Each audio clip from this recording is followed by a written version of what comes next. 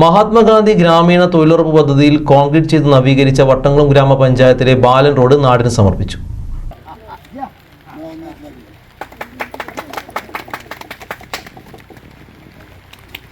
നിരവധി കുടുംബങ്ങൾക്ക് ആശ്രയമായിരുന്ന വട്ടംകുളം ഗ്രാമപഞ്ചായത്തിലെ 14-ാം വാർഡിൽ ഉൾപ്പെട്ട ബാലൻ റോഡ് ഏറെക്കാലമായി തകർന്നു കിടക്കുകയായിരുന്നു.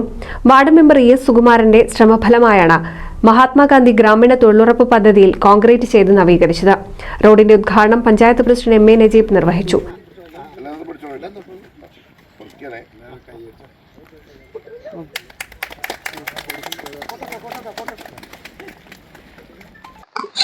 ജനകീയ വട്ടംകുളം എന്ന് പേരിട്ടുകൊണ്ട് കഴിഞ്ഞ 4 വർഷക്കാലമായി നടത്തുന്ന വികസന പ്രവർത്തനങ്ങളുടെ പട്ടികയിൽപ്പെടുത്തിക്കൊണ്ടാണ് യഥാർത്ഥത്തിൽ ഇപ്പോൾ നേരത്തെ വാർഡ് മെമ്പർ സുകുമാരൻ സൂചിപ്പിച്ചതുപോലെ റൈഹാൻ കണ്ണാശുപത്രിയുടെ താഴത്ത് ബാലൻ റോഡ് എന്ന് പേരിട്ടുള്ള ഈ റോഡിന്റെ പണി പൂർത്തീകരിച്ച് ഇന്ന് ഉദ്ഘാടനം കഴിഞ്ഞു.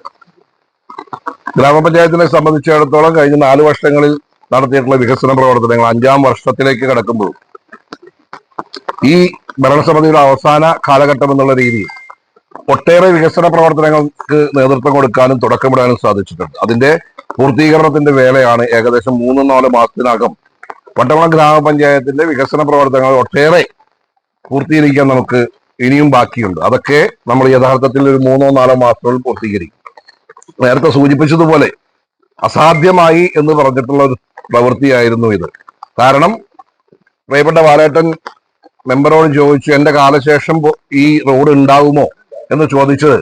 1 വർഷക്കാലം എനിക്ക് സമയം തരണമെന്ന് പ്രിയപ്പെട്ട സുകുമാരൻ പറയുകയും 1 വർഷക്കാലത്തിനുള്ളിൽ തന്നെ ആ പദ്ധതി പൂർത്തീകരിക്കാൻ നമുക്ക് സാധിച്ചു എന്നുള്ളതാണ് ഒരു മെമ്പർ എന്നുള്ള രീതിയിൽ വളരെ കൃത്യമായി ഇവിടെ ഇടപെട്ടുകൊണ്ട് നമ്മുടെ നാട്ടിലെ എല്ലാ റോഡുകളും, ഇതിന്റെ അടുത്തുള്ള 2 റോഡുകൾ ഇപ്പൊ അടുത്ത ദിവസം തന്നെ കോൺക്രീറ്റ് ചെയ്തിട്ട് പൂർത്തീകരിക്കാനുള്ള എല്ലാ പദ്ധതികളും എല്ലാ കാര്യങ്ങളും തയ്യാറായി കഴിഞ്ഞു.